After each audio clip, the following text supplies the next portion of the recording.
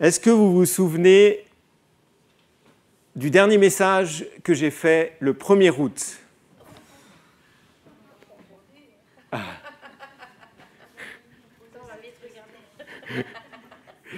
J'avais parlé, ça veut dire tous ceux qui disent non, ils doivent le revoir sur le site, attention. Parce que c'est important, parce que je ne vais pas m'arrêter, il y aura un 3e volet, donc il faut suivre. J'avais parlé d'aligner nos regards sur le regard de Dieu. Ça vous rappelle quelque chose? Et je veux continuer dans ce domaine en parlant du regard de Dieu. Et le regard de Dieu, ça peut faire peur. Parce que vous vous dites, mais je suis surveillé. Il y a une caméra de surveillance au ciel, là. Je ne sais pas comment je vais réagir, je ne sais pas comment je vais vivre. Qu'est-ce que Dieu me veut? Laissez-moi vous raconter une petite histoire pour entrer dans le thème. Voilà un milliardaire qui a son bureau dans la tour de la Défense à Paris, au 8e étage. Et c'est une personne qui était pauvre et qui a tout grandi, qui a travaillé, et il est devenu milliardaire. Mais c'était une personne qui est devenue aussi hautaine et qui ne remarquait pas les gens qui travaillaient autour de lui, il ne remarquait pas la personne qui était suspendue au 8e étage et qui est en train de brosser les vitres. Il ne remarquait pas celui qui s'occupait des abords de l'immeuble, il ne remarquait pas la femme de ménage qui était en train de laver les escaliers, laver la cage d'escalier, il ne remarquait rien. Et il avait un petit, un petit rituel. Le matin, quand il allait au bureau, il prenait l'ascenseur et puis le soir, il descendait pour faire de l'exercice de son bureau à pied. Voilà, donc, et puis en faisant ça, il remarquait personne et pour lui, c'était lui et lui. Donc autant dire qu'il regardait personne.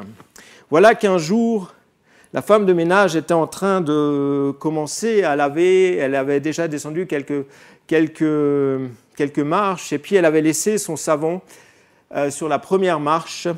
Le milliardaire, ne regardant pas, son pied droit parti vers le soleil levant et le pied gauche parti vers le soleil couchant et il se retrouva les 4 fers en l'air à descendre tout l'escalier jusqu'en bas, et en passant devant la femme de ménage, elle se tenait respectueusement, le regardant descendre. Arrivé en bas, c'était un peu humiliant quand même, il se dit, mais qu'est-ce que je vais faire? Est-ce que je vais voir la personne qui s'occupe de toutes ces personnes, qui gère cet immeuble pour lui demander de renvoyer cette femme de ménage? Et il s'est dit, mais si je vais là-bas et qu'il me demande pourquoi, j'aurais l'air un peu honte. J'aurais un peu la honte. Eh bien, vous savez quoi? Il n'y est pas allé. Et vous savez quoi? Maintenant, tous les jours qu'il voit cette femme de ménage, il lui dit bonjour. Il la regarde. Il a fallu un savon. Et la bonne nouvelle ce matin, c'est qu'il n'y a pas besoin de savon pour que Dieu vous regarde. Parce qu'en tant que chrétien, on sait tous que Dieu regarde la terre. Et même si c'est difficile à vivre, comme j'ai dit, on fait tout pour croire que Dieu nous regarde. Alors qu'en réalité, je ne sais pas si ça vous est déjà arrivé, dans certaines situations, on dit « mais Dieu ne s'intéresse pas à moi, Dieu, il a tellement de peine, et comment il peut être ici, comment il peut être là ?»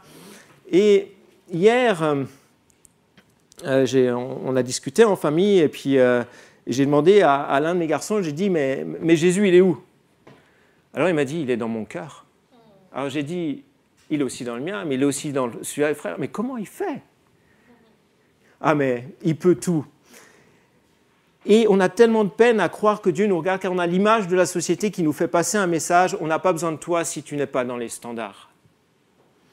Par contre, ceux qui sont sensibles à la culpabilité n'auront pas de peine à croire que Dieu les regarde, mais pas forcément que Dieu les aime, mais que Dieu est là pour leur taper dessus. Et ceci vient aussi du fait que l'on associe le regard de nous-mêmes et de celui des autres à celui de Dieu. Et le regard de Dieu n'est pas comme ça. Non. Le regard de Dieu n'est pas comme ça, et c'est ce qu'on va voir ce matin. Il est positif et il a un impact. Le regard de Dieu sur nos vies, et c'est le thème de mon message ce matin, nous libère et nous fait avancer et nous fait aller de l'avant.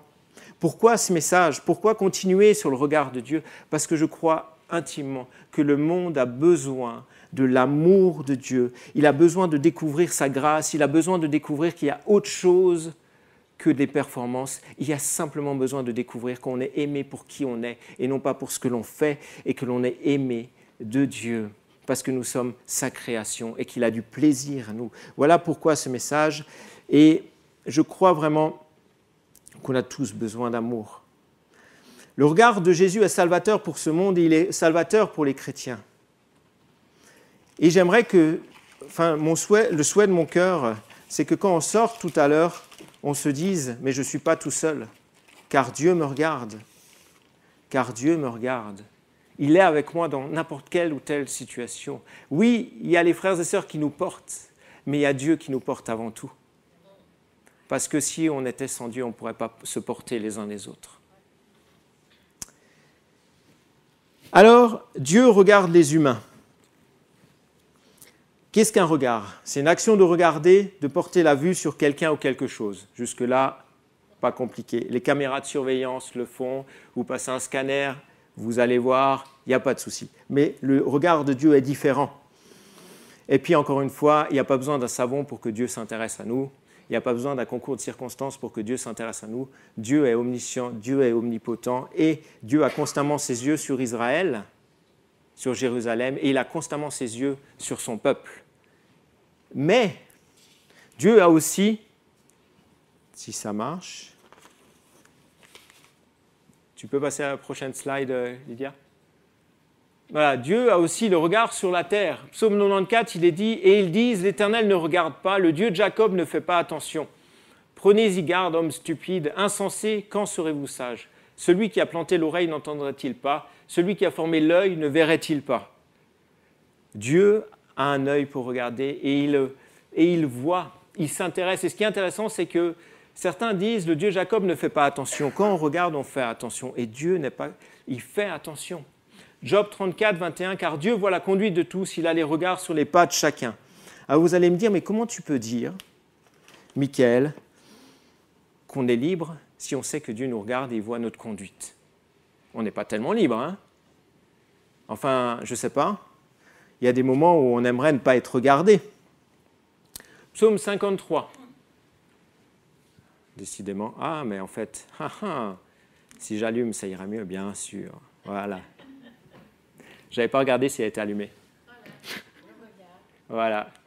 Exact. Psaume 53. L'insensé, encore l'insensé, dit en son cœur, il n'y a point de Dieu, ils se sont corrompus, ils ont commis des iniquités abominables, il n'en est aucun qui fasse le bien. Dieu, du haut des cieux, regarde les fils de l'homme pour voir s'il y a quelqu'un qui soit intelligent, qui cherche Dieu.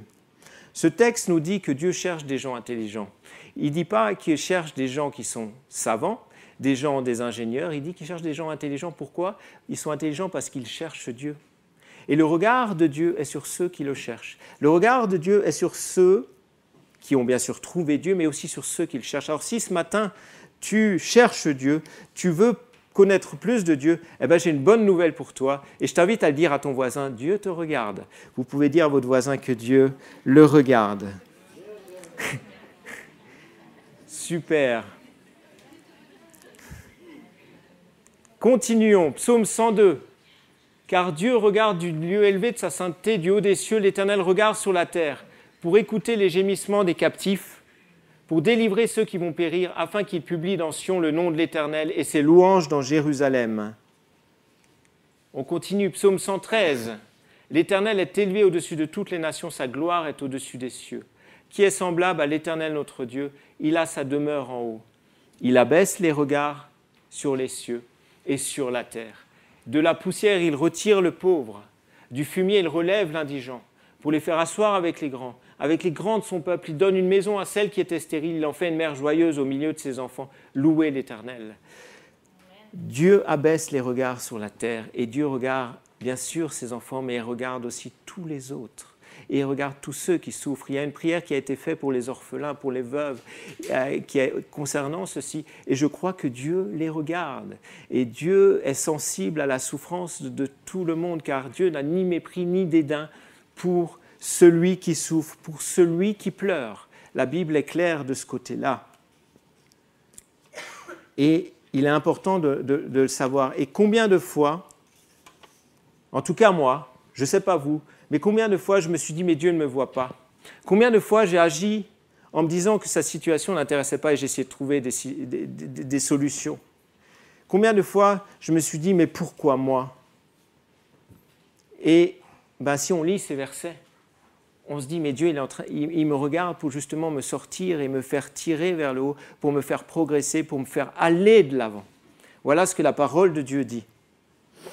Et cela montre, en fait, ces remarques que j'ai pu me faire, cela montre la petitesse de ma foi. Alors, je ne sais pas où vous en êtes, mais si vous voulez m'apprendre des choses, vous êtes les bienvenus. Je crois que vous pouvez m'apprendre des choses sur comment toujours plus regarder Dieu. Et on peut vraiment remercier Dieu de ce qu'il nous regarde et il a l'objectif de nous faire aller de l'avant, il a l'objectif de nous faire sortir, de nous faire avancer de là où on est. Et vous savez, Psaume 139, il est même dit qu'il nous voit dans le ventre de notre mère. Il est plus performant qu'une échographie, vous savez. Dieu, il sait tout de suite si c'est un garçon ou une fille. Parfois, et on a une échographie, ah oui, c'est un garçon. Le mois d'après, vous allez, ah non, c'est une fille. Bon, mais avec Dieu, ça ne se passe pas comme ça. Il est performant. Amen. Tu as raison. Je ne sais pas si ça t'est arrivé, mais on sent le regard de Dieu posé sur notre vie. Quand vous lisez le psaume 139, on ne va pas le lire ce matin, mais lisez-le à la maison. Lisez le psaume 139. Parce que le psalmiste dira même si je veux être dans les ténèbres, même si je veux m'enfuir de Dieu, je ne peux pas, parce que la lumière sera là et je serai sous le regard de Dieu. Et Dieu, un mystère, voit dans l'infiniment petit, mais il voit dans l'infiniment grand. Je ne sais pas vous, si vous êtes en montagne, vous voyez les montagnes. De mon balcon, je vois les montagnes. Mais par contre, je ne vois pas la petite gentiane qui pousse dans le prairie. Vous êtes d'accord? Ou alors, vous avez des jumelles, et même avec des jumelles, je pense que c'est compliqué. Mais Dieu, lui, il voit les galaxies. Je ne parle même pas des planètes. Je parle des galaxies, de tout ce qu'il a créé. Mais il voit aussi notre état d'âme.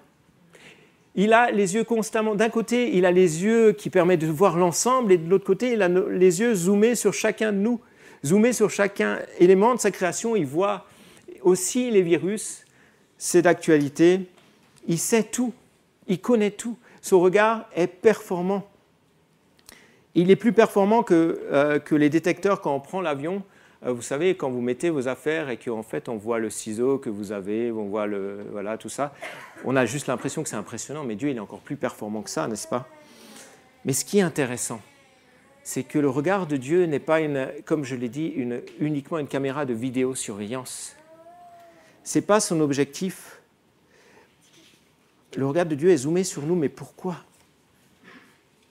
En fait, parce qu'un des textes disait, parce qu'il s'intéresse, il veut savoir. Il voit nos larmes, il voit nos déceptions, il voit nos rires, il voit quand on traverse telle ou telle situation, il voit quand on se trompe, il voit quand on tombe, il voit quand on est dans la difficulté, il voit quand on est dans l'allégresse, il voit toutes ces choses et ça l'intéresse. Ça va produire quelque chose chez lui. Quand on pleure, quand on crie, lui, il va agir. Quand on fait des fautes, quand on pêche, il est attristé. Quand Dieu voit nos problèmes, il voit aussi la solution. C'est ça qui est intéressant.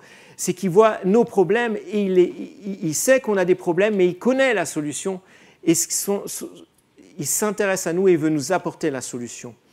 Dieu voit ta solitude à des moments où on se dit « mais je suis seul au monde ». Seul au monde.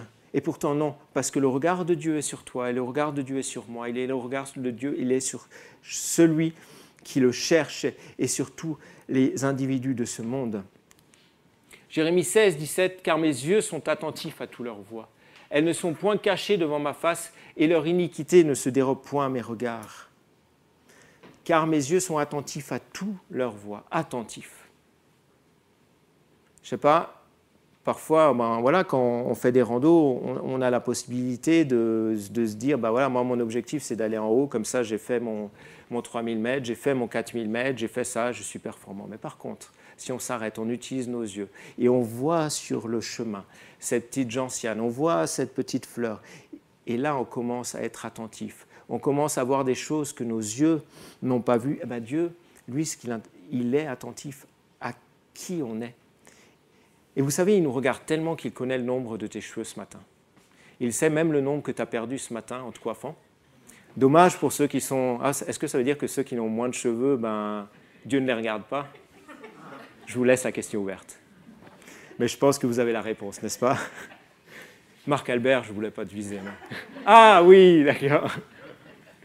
Dieu regarde tout le monde. Il connaît le nombre de... Il connaît le nombre de tes cheveux et il s'intéresse à toi.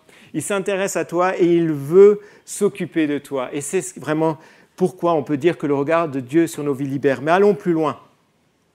On a donc compris que Dieu nous regarde, ok? Et c'est important de le comprendre parce que ça va avoir des conséquences sur nos vies si on comprend comment il le fait. Parce qu'on peut, comme je l'ai dit en introduction, ceux qui se sentent coupables, ils vont avoir l'impression que Dieu est un juge, ils vont avoir l'impression que Dieu va les punir, ils vont avoir... Voilà. Mais est-ce que Dieu regarde comme ça? Ou alors ceux qui sont qui sont n'importe quoi dans un club de foot et puis qui sont performants, mais eux ils vont peut-être avoir l'impression que Dieu le regarde pour ses performances parce que son entraîneur le voit pour ses performances et pas pour qui il est. Est-ce que Dieu nous regarde comme ça? Non? Mais alors comment il nous regarde? Il nous regarde avec amour. Il nous regarde avec amour, il nous regarde avec compassion, il nous regarde non pas pour nous humilier, pour nous briser. Alors c'est vrai, parfois le regard de Dieu, et on va le voir, fait qu'on se sent triste, fait qu'on se sent brisé, on se sent dans les difficultés, on est rempli de honte, mais cette honte, ça ne sera pas la honte ça sera la honte d'avoir passé à côté de ce que Dieu veut, ça sera la honte d'être pas rentré dans son amour. Ça ne sera pas une honte qui veut nous briser. Parfois, dans certaines circonstances, je ne sais pas si ça vous est déjà arrivé, on essuie des critiques et on vous sert du réchauffé. Ah, mais moi, si j'avais été comme ça. 2 mois plus tard, vous faites la même chose. Ah, mais moi, tu te souviens, tu l'avais fait. Et là, on a juste envie de dire, mais s'il te plaît, je sais de quoi je suis fait. Je sais que je ne suis pas parfait. S'il te plaît. J'ai juste besoin de grâce. Mais Dieu n'est pas comme ça. Dieu, lui, va voir, permettez-moi, le verre à moitié plein. Il va voir le pas que tu as fait. Et il va t'encourager. Et la fois suivante, il ne va pas dire, mais tu sais, la dernière fois, tu avais fait comme ça. Hein? Non, il va t'encourager à aller de l'avant. Voilà le regard de Dieu. Et il n'est pas superficiel, il est attentif, comme on l'a dit. On va lire un texte dans Marc 12. Vous connaissez cette femme dans le temple qui a mis de l'argent? Il y a plein de détails qui sont très intéressants, mais j'aimerais juste encore dire 2-3 choses. Dans le regard de Dieu, il n'y a pas de jugement. On l'a dit, il est rempli de grâce, d'amour. Il va abaisser les orgueilleux, il va relever les humiliés. On l'a dit qu'il va prendre les releviers du fumier et les faire partager avec les grands. Et Dieu voit le potentiel où humainement il semble qu'il n'y en a pas. Et il y a des regards, je ne sais pas si ça vous est déjà arrivé, vous avez été confronté à un regard et puis vous avez eu la paix. Et vous avez juste envie d'être avec cette personne parce que son regard apporte la paix. Donc vous savez quoi? Quand vous voyez le regard de Dieu, vous avez juste envie de rester avec Dieu. Parce que ça vous apporte la paix, ça vous apporte la consolation. Voilà le regard de Dieu. Il nous prend dans notre entier. Il nous prend pour qui nous sommes. Et on n'est pas un numéro. On n'est pas un QR code. On est, je suis Michael aux yeux de Dieu. Il est Marc Albert aux yeux de Dieu. Prenez votre prénom, vous êtes votre prénom aux yeux de Dieu. Ésaïe 43, il est dit, Dieu, il l'appelle par prénom. Combien c'est intéressant. Et Marc 12, 41 et 44, voilà ce qu'il est dit. Voilà, donc en fait, c'était sûrement la fin du service, la fin de la synagogue. Et Jésus, il s'assit vis-à-vis du tronc. Et là, il y a tous les gens qui parlent, il y a les pharisiens, il y a du bruit, etc. Mais Jésus, il s'assied et il regarde comment la foule y mettait de l'argent. Si jamais il y a quelqu'un qui regarde comment vous mettez de l'argent à la fin, vous venez me faire signe. Hein? Ou alors vous écrivez un message à Philippe. Et là, il y a une femme bien discrète, une pauvre veuve, qui vient et elle y met 2 petites pièces faisant un quart de sou. Sûrement qu'avec le bruit, personne n'a rien entendu. Personne n'a rien vu parce qu'ils étaient en train de discuter entre eux. Et Jésus, ayant appelé ses disciples, leur dit, « Je vous le dis en vérité, cette pauvre veuve a donné plus qu'aucun de ceux qui ont mis dans le tronc, car tous ont mis de leur superflu, mais elle a mis son nécessaire, tout ce qu'elle possédait, tout ce qu'elle avait pour vivre. » Ce qui échappe au regard des hommes n'échappe pas au regard de Dieu. Peu importe le sacrifice que tu fais, Peu importe tes larmes, enfin, peu importe dans le sens positif, tes larmes ont de la valeur aux yeux de Dieu. C'est dans ce sens-là que je veux dire, pas peu importe, parce qu'il y a des moments dans la vie où les larmes sont nécessaires et puis où on souffre. Mais ça intéresse Dieu parce qu'il veut s'occuper de toi, il veut te manifester la compassion dont tu as tant besoin, l'amour dont tu as tant besoin. Imagine-toi que Philippe, le pasteur, il est en train de travailler dans son bureau et là, Jésus, il vient dire à Philippe, mais tu sais, un tel ou une telle, mais je suis tellement fier de lui, voilà ce qu'il a fait. Mais vous savez quoi? Moi, je crois que c'est ça. Je crois que Jésus, il met en valeur le moindre de nos petits détails. Il met en valeur, comme pour cette veuve, il s'intéresse aux 2 petites pièces. Il sait exactement ce que cela représente pour chacun de nous. Il connaît le moindre détail. Laissez-moi vous raconter encore une histoire. Je sais que vous aimez. Voilà, Dieu connaît tout. Voilà un plongeur. Un plongeur qui se prépare pour les Jeux Olympiques. Et puis, il se prépare, il travaille, et puis il va tout le temps à la piscine avec un ami qui lui parle de Dieu, mais lui, il n'adhère absolument pas à quoi que ce soit de Dieu. Il l'écoute et il se dit, mais il faut vraiment avoir beaucoup de foi. Et il se dit, mais pourquoi? Enfin voilà, lui, ça ne l'intéresse pas. Lui, ce qui l'intéresse, c'est de se préparer pour les Jeux Olympiques. Il a déjà eu plein de médailles et il aimerait pouvoir avoir la médaille d'or aux Jeux Olympiques. Et voilà qu'il a invité un soir dans une piscine olympique chez un ami. Et il y va, et puis c'est une belle piscine avec vitres, et il y a la lune qui illumine l'ensemble, plusieurs tremplins. Et il dit, je vais commencer par celui de 10 mètres. Et il monte, la lune éclaire tout, c'est magnifique, il se dit, mais je vais faire un super beau plongeon. Et puis il s'approche sur la planche, et puis il regarde en bas et il voit une croix. Il voit son ombre en forme de croix, alors il se dit, ouh, il y a... Ouais, ok. Et il repart. La même chose, il s'approche, il voit de nouveau son ombre en forme de croix. Et là, la lumière s'allume, parce que celui qui s'occupe de la piscine a allumé la lumière, et il n'y avait pas d'eau. La personne s'est rendue compte que Dieu voyait, et elle s'est convertie. Dieu te voit dans les moindres détails, et c'est ça qui est libérateur. Dieu s'intéresse à qui nous sommes. Allez, encore une dernière petite histoire. Je sais que, voilà, dans un marché de pierres précieuses, voilà quelqu'un, un marchand de pierres qui se promène à travers le marché aux minéraux. Quand il remarque une pierre d'un beau bleu-violet de la taille d'une pomme de terre, surpris, il dit au marchand, mais vous le vendez que 15 $.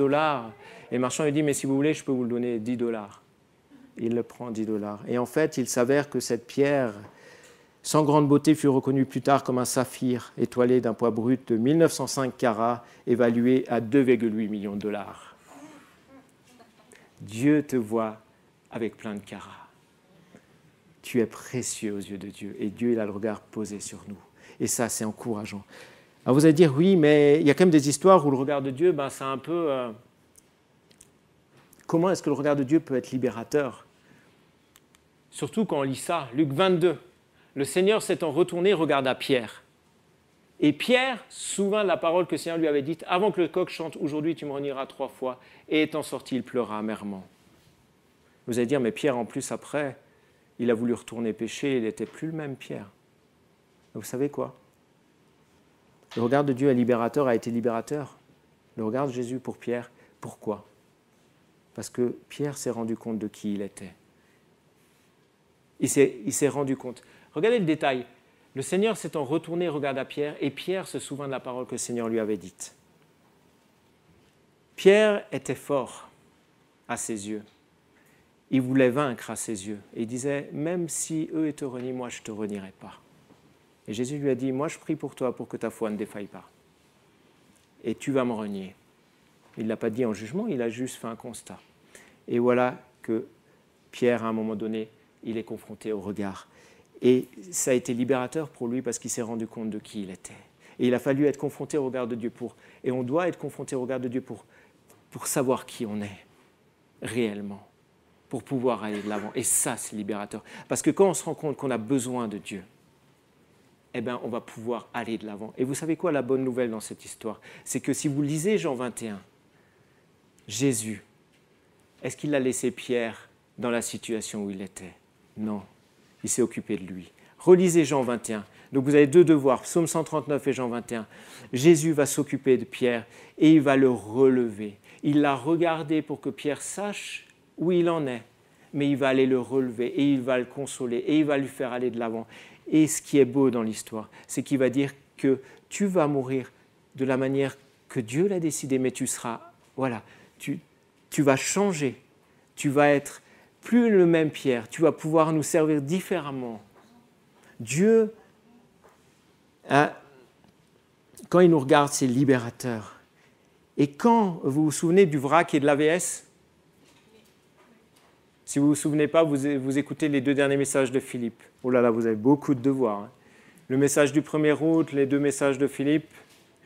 Quand Dieu nous regarde, on va pouvoir remplacer le vrac par l'AVS. On va pouvoir remplacer tout ce qui nous tient dans la culpabilité par l'amour. On va avoir de la valeur et ça a un impact et on va être libre. Là, vous allez dire, ah, mais qui veut être libre ce matin? Ah, au moins quelques-uns, super. Mais je suis sûr que les autres aussi. Les autres aussi. Et je crois que c'est important. Il y a des moments, je ne sais pas si ça vous est déjà arrivé, vous êtes dans une pièce et puis vous sentez le regard de quelqu'un posé sur vous. On est d'accord. On sait que Dieu, quelqu'un nous regarde. Et je crois que Dieu veut qu'on passe à une étape supérieure. On sait que Dieu nous regarde. Mais ce qui l'intéresse, c'est qu'on découvre quel est son regard, qu'on aille plus loin. Et pour ça, il y a un moyen. C'est qu'il nous ouvre les yeux, toujours plus. Et on n'est pas arrivé. On n'est pas arrivé. On a besoin qu'il nous ouvre toujours les yeux comme les disciples d'Emmaüs. On a besoin qu'on puisse être confronté à son regard. Et puis, vivre par l'Esprit, marcher par l'Esprit. Et, en d'autres termes, passer du temps pour contempler Dieu. Et ça sera mon 3e volet. C'est-à-dire passer du temps pour contempler Dieu. Ça sera mon prochain message. Pour justement découvrir son regard toujours plus, découvrir qui est Dieu toujours plus. Je crois que c'est tellement important.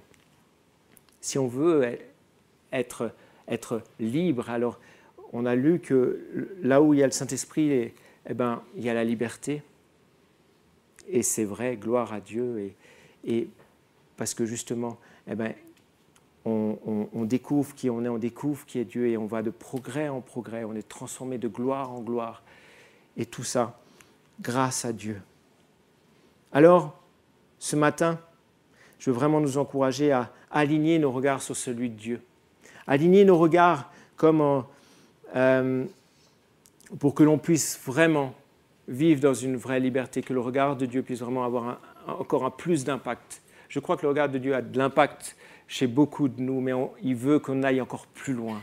Et si tu ne connais pas, si tu as l'impression que Dieu te regarde juste pour te punir, alors j'ai juste envie de dire, mais non, il est là pour justement te faire aller plus loin, pour t'encourager, pour que tu progresses. Il n'est pas comme les êtres humains. Il est Dieu et différent. Quand on tourne les regards vers lui, on est rayonnant de joie et le visage ne rougit pas de honte. Quand on tourne les regards vers lui. Veux-tu voir le regard de Dieu sur ta vie? Alors tourne les regards vers lui. Et je t'assure que la joie va venir dans ton cœur parce que tu vas être considéré pour qui tu es. Et tu ne seras pas un numéro. Tu seras quelqu'un qui est aimé de Dieu. Et tu es déjà quelqu'un qui est aimé de Dieu, mais tu vas t'en rendre compte. Seigneur Jésus, merci pour ce message. Merci parce que tu nous encourages à tourner nos yeux vers toi. Tu nous encourages à découvrir ton regard. Tu nous encourages, Seigneur Jésus, à passer du temps dans ta présence. Tu nous encourages à te contempler pour que l'on puisse toujours plus voir ton regard, pour que l'on puisse toujours plus voir qui on est pour toi. Et tu veux nous ouvrir les yeux. Et Seigneur, je prie pour ceux et celles, si vraiment tu es dans cette situation et tu as envie de découvrir plus le regard de Dieu sur ta vie, pour vivre encore plus de liberté et avancer encore plus dans ta vie chrétienne, je t'encourage à te joindre à moi dans cette prière et dans ton cœur. Et Seigneur, je prie vraiment que tu ouvres les yeux comme tu as ouvert les yeux des disciples d'Emmaüs. C'est ton œuvre. Seigneur, je te remercie pour ce que tu fais maintenant chez un tel, une telle, chez ceux qui écouteront ce message en différé, mais c'est ton œuvre. Et que, Seigneur Jésus, ton royaume grandisse et que tu sois glorifié et que vraiment toujours plus de gens voient le regard aimant qui est posé sur nous et qui est libérateur. Amen.